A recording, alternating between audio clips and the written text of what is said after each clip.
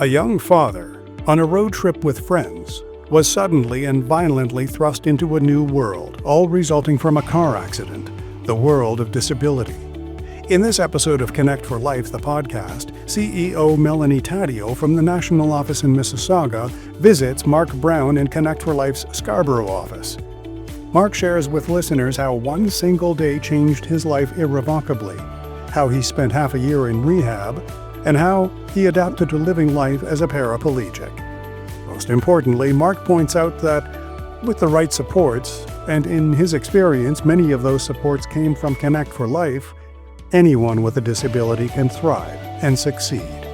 Since his first experience as a student and a client, Mark Brown has gone on to serve Connect for Life in various capacities, including board member, executive director, and fundraising chair. Keep listening to enjoy what we think is among our more compelling and inspiring episodes. One of the real-life stories of the people and the passion behind Connect for Life.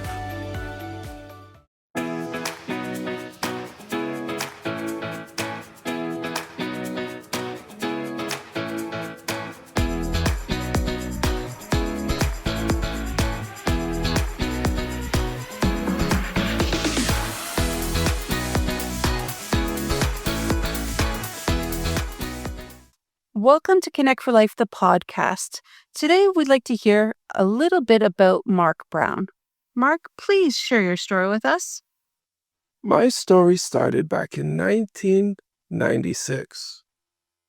I must say it was Labor Day weekend. I had planned to take a trip to New York City to get some things, spend a weekend there. And I went along with a friend. And driving there was not a problem. I drove easy peasy and got there, spent the weekend there, met family, friends, did some shopping. Coming back, we came back at night, so not as easy as it was in the day because we took the mountain route. And through there, that took us a little bit longer and a lot of dark roads. But we switched drivers early morning before dusk, and I was in the passenger seat, reclined slightly. And the driver was driving, as far as I know, but I was woken up while the vehicle was being rolled over, not once, not twice, but 3 times. And I counted it in my head. We rolled over, we crashed, and we were upside down. Not that I really knew it at that time, but I was suspended in the air. The seatbelt was wrapped around my neck. I was still engaged in the seatbelt, and I had to wait. The driver got out easily, and made a phone call. Somebody called 911. I heard the ambulance in the distance. Frightfully, somebody took a picture of me, but the sun was coming up. The person that I was with was outside the car. I heard more ambulance get closer, and not too long after, I was speaking to a fireman. He said, "Don't worry, we're going to get you out." I had shards of glass in my eye, and I don't know. He brushed some off of my face, and then he cut what I remember, cut off the seatbelt, and they pulled me out. And I was surrounded by pure bright sunlight. I was put on a stretcher. I didn't really know much. I didn't know what was going on with me. All I know was there was a fireman, I believe, or an ambulance guy talking to me, providing me with support of talking to me. I got put on a helicopter. And that helicopter took me to the local trauma center. From there, it went dark in the sense that I didn't remember anything else till I woke up. I don't know how long after that, but I woke up in New York State, ECMC Hospital, and my family was in another room. I was sort of in like a fishbowl where people can see me. I could barely see them because I couldn't move my head. I was in a halo. All I can do was just stare up. I didn't know what was wrong with me or anything like that, but I drifted off on and off to sleep. I had meetings with my parents. They would come in and visit me one at a time. But then when it came to actual visiting time, they only had 30 minutes with me. And they drove much longer. But other than my 2.5 weeks in ECMC, I was airlifted back to Toronto, ambulance to Sunnybrook Hospital, and 2.5 weeks in a month in Sunnybrook Hospital. And that was a long month. A lot of pain and depression. I just didn't know. I only found out that I was a quadriplegic not that long ago. So dealing with all of that mentally and then coming home and trying to figure out what next, things just started to happen. Decisions were being made. I just went along because I didn't know. I ended up in Toronto rehab after. And then I spent 6 months in rehab, going through the motions of learning how to live, what became my new normal, transferring from floor to wheelchair, from wheelchair to bed, from all these different types of mobility aids. And it wasn't easy dealing with psychiatrists, dealing with physiotherapists, occupational therapists on a day-to-day basis. It was a lot.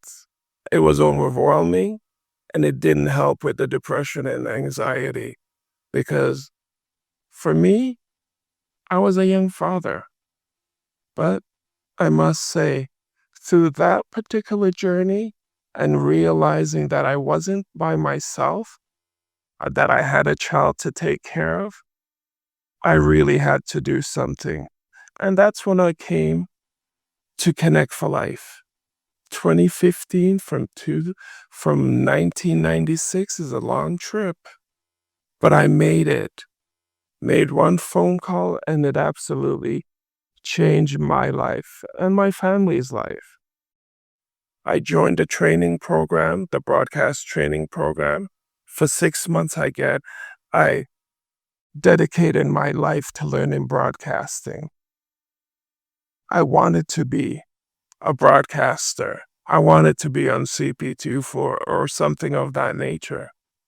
But fate had other plans for me. I became a member of the organization that saved my life, Connect for Life. I became a board member of Connect for Life, and I was a part of doing great, wonderful things for other people with disabilities. And that journey just opened up doors in meeting people that wanted to make changes, people who wanted to not stay home. So for me, I found my particular purpose in getting up out of bed, in getting in my wheelchair and seeing what I can do for the organization and for people like me. Connect for Life has been a true success for me. And I know that my colleagues that I met through Connect for Life, They were all living great, wonderful lives, knowing the fact that they were helped by an organization that cared about people with disabilities.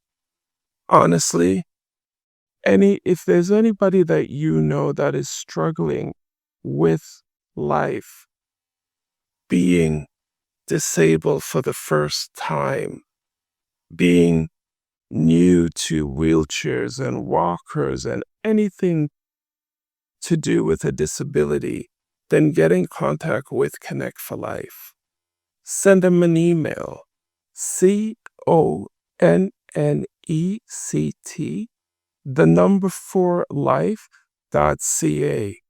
And there is somebody waiting to help you change your life, to help you find your purpose.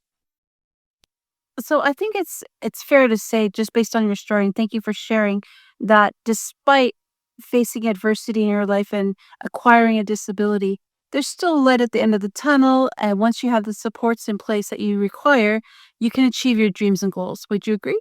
Oh, most definitely.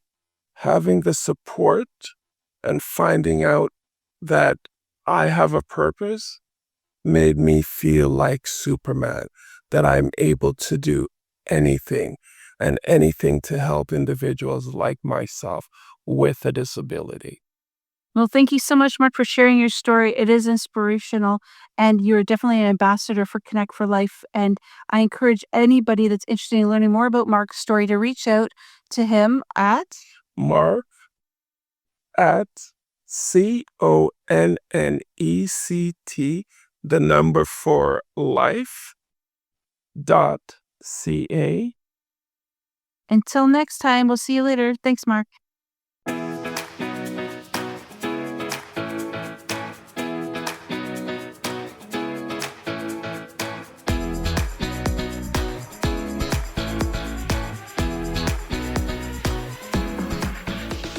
You have been listening to Connect for Life, the podcast.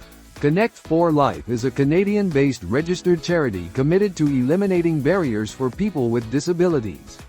Visit connectforlife.ca and join us in helping people with disabilities become the champions of their growth stories.